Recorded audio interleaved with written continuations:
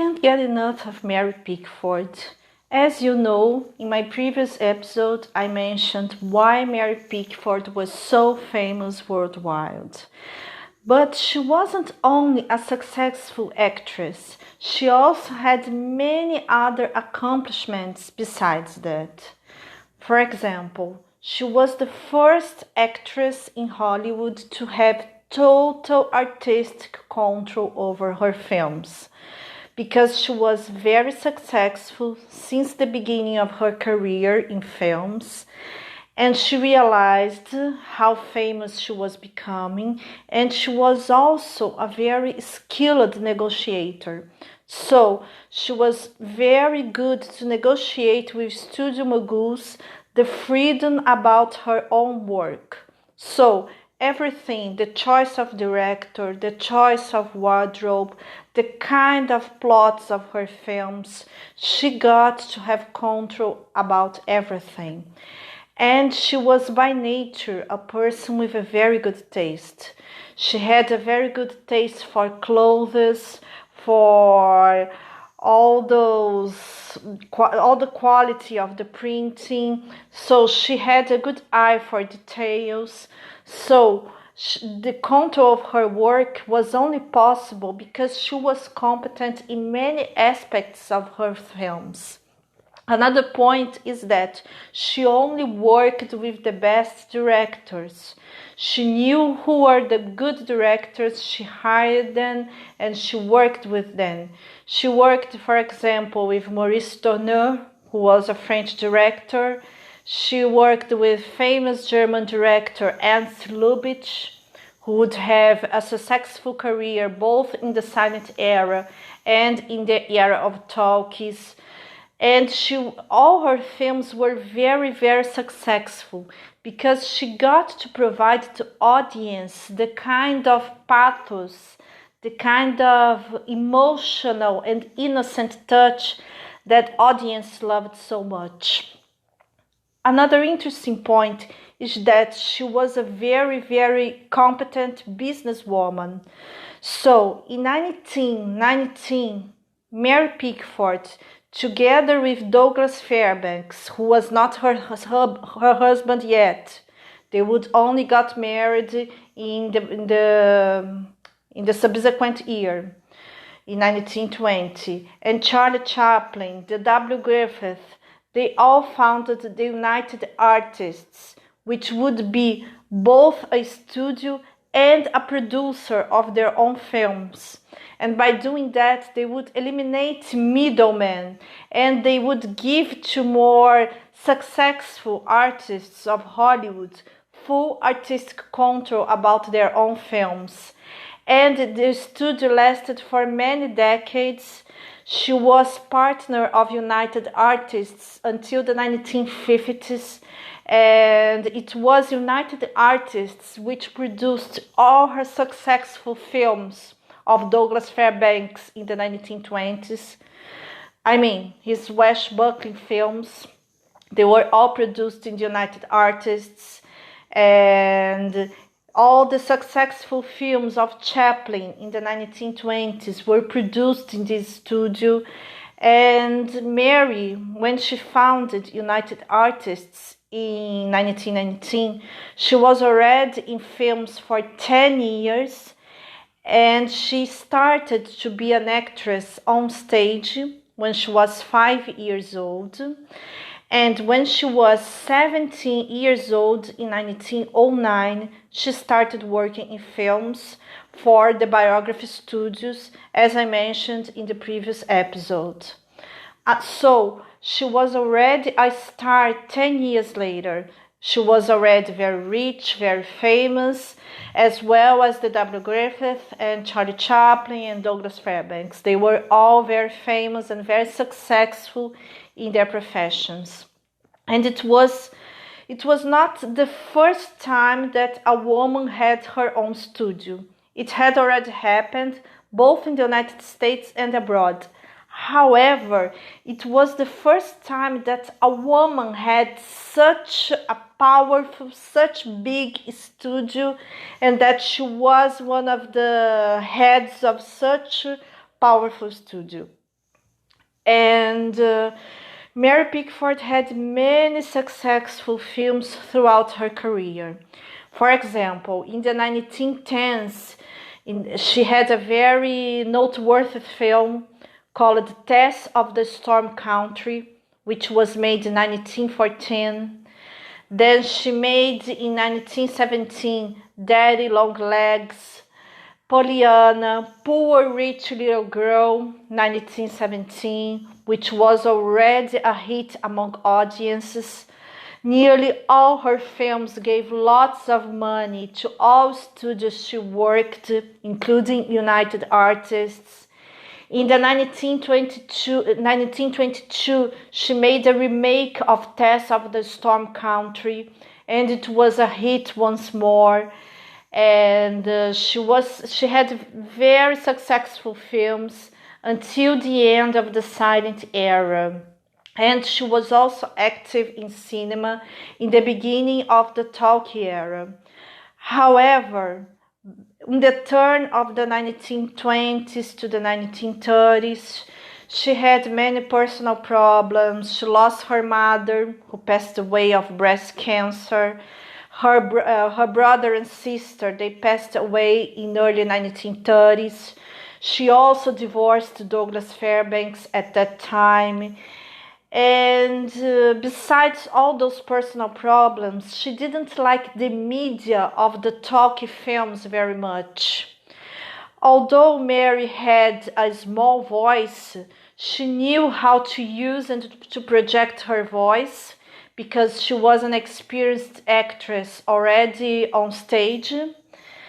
And the point wasn't her voice, but she didn't feel comfortable doing talkie films, and she already had all those problems, so she slowly retired from screen, as well as Douglas Fairbanks, who also retired in early 1930s. But she had lots of accomplishments, and she remained very active even after the end of her cinematic career, because throughout her life Mary Pickford was involved with charity. She had radio programs, she wrote books, she wrote newspaper columns, and until almost the end of her life, she was very active in the cause of preservation of films. Although at some point Mary gave an interview saying that she would like her films to be destroyed because she was afraid that younger generations wouldn't understand her work. Fortunately, she regretted saying that, and later in her life, she helped to preserve her own movies. She donated money and printings of her films to archives, including the Library of Congress, for example. So she was always very kind. She never refused to give an interview. She was very noteworthy for her relaxed personality. Mary wasn't really a snobbish person. She was a very humble person, very polite, very reserved, and everyone liked to be around her. She had some close friends like Lillian Gish, because both Mary and Lillian, they have known each other in childhood when they were both actresses on stage, and both actresses got to keep this friendship until the end of their lives. And also Mary got divorced of Douglas Fairbanks in 1936. Around 1936. She was already separated from Douglas, but she only signed the divorce in 1936. On the following year, in 1937, she married her third husband, which was Charlie Buddy Rogers, who was an actor and a band leader. Charles Buddy Rogers starred a film with her called My Best Girl, which was made in 1927, and it was one of the last silent films that Mary made. And they remained married for the rest of her life. So Mary passed away in 1979, and she remained married to Rogers until the end. So Mary had lots of accomplishments. She wasn't only a popular actress, she wasn't only a businesswoman, she was all of that. In addition to that, during her marriage with Douglas Fairbanks, they were both some sort of unofficial ambassadors of Hollywood to politicians and dignitaries, both from the United States and abroad.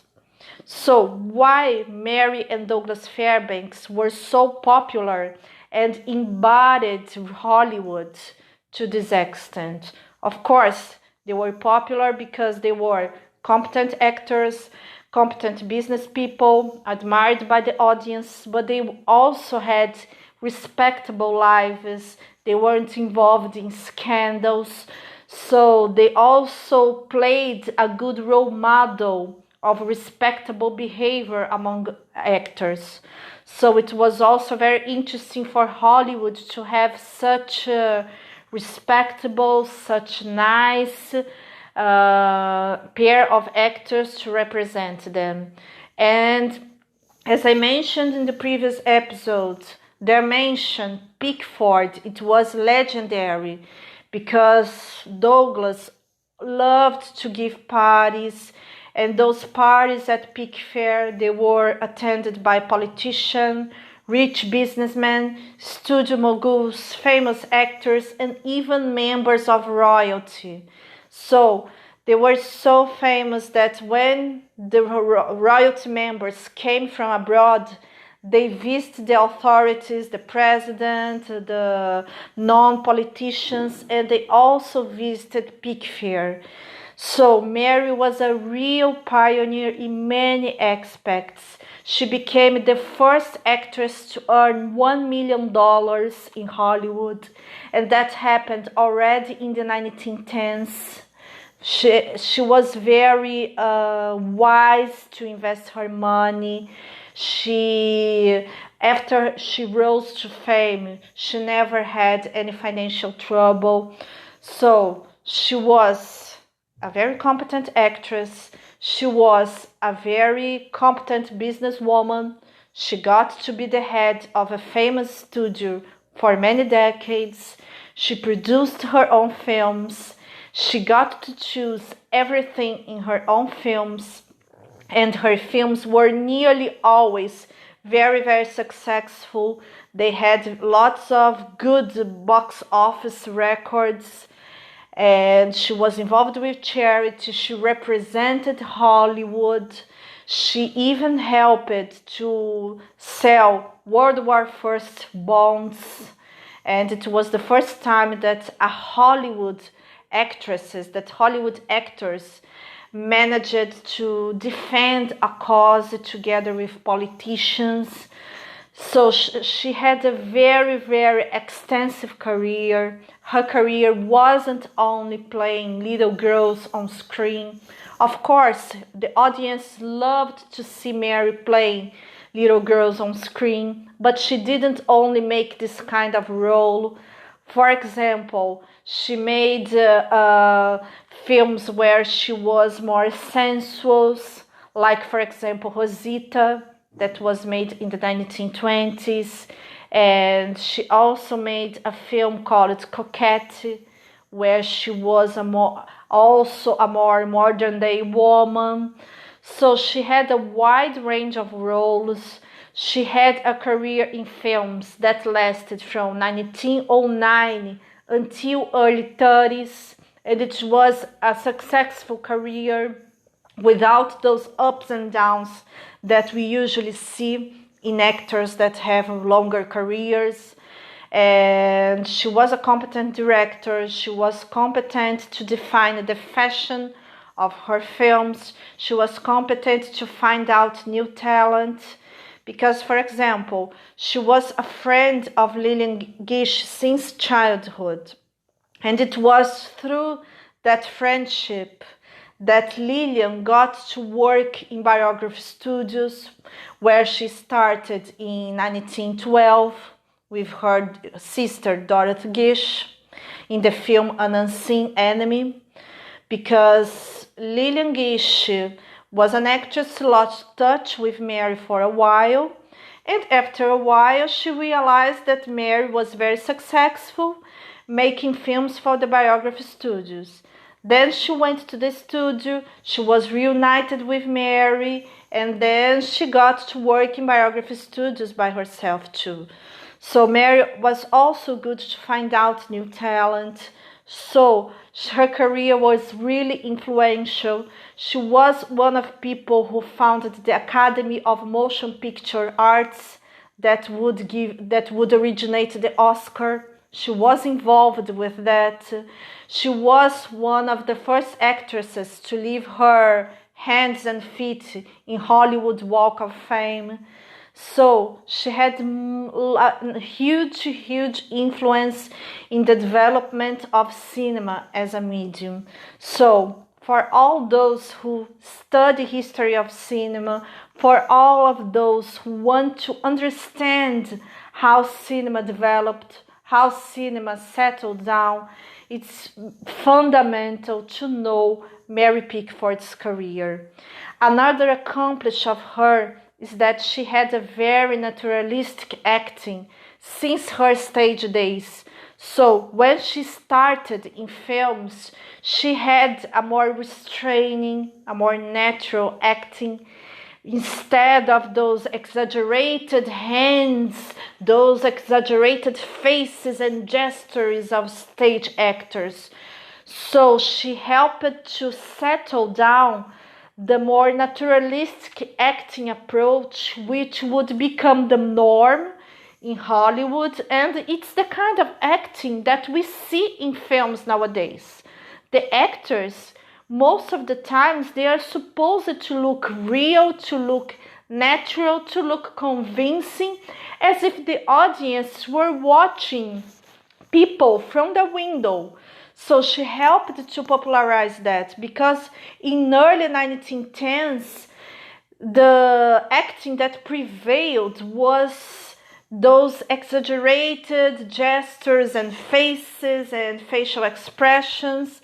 And Mary Pickford, together with Lillian Gish and many other actors, she helped to popularize this naturalistic acting. So even in the smallest details, Mary was influential, Mary was innovative, Mary was a pioneer. And therefore, there's another episode of this podcast dedicated to her career, because we can't get enough of Mary.